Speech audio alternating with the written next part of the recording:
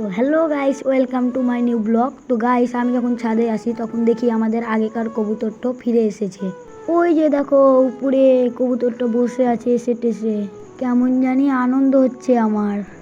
তো আমি সর্বপ্রথম যে আমাদের ঘরের তালাটা আছে না, ওই তালাটা খুলে নেব।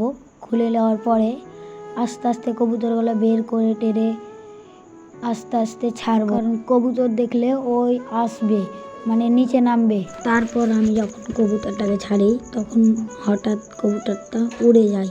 এই যে দেখো উড়ে গেছে। তারপর আমি ভয় পেতে লাগি কি ওই কবুতরটার সাথে যদি এটাও উড়ে যায় তাহলে কি হবে।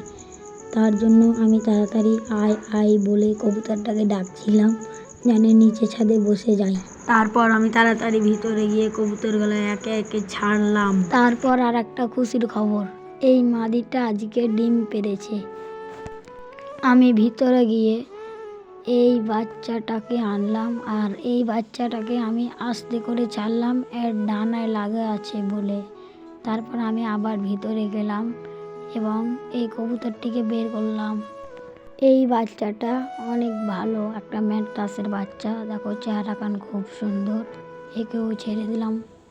আর এই পায়রাটাকে তো তোমরা সবাই জানো, এটা আমার বাড়ির একটা সব করতে সুন্দর পায়রা। সব পায়রাটিকে ছাড়ার পর ওই পায়রাটা নিচে নেমে গেল।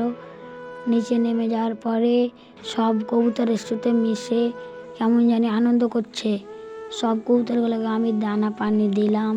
দানা পানি দেওয়ার পরে কবুতরগুলো সব দানা খাচ্ছে। দানা খাওয়ার পর দেখো এই যে এইটা দেখতে পাচ্ছ না, এই যে এইটাই আমার বাড়ির কবুতর, এটাই পালিয়ে গেছিলো।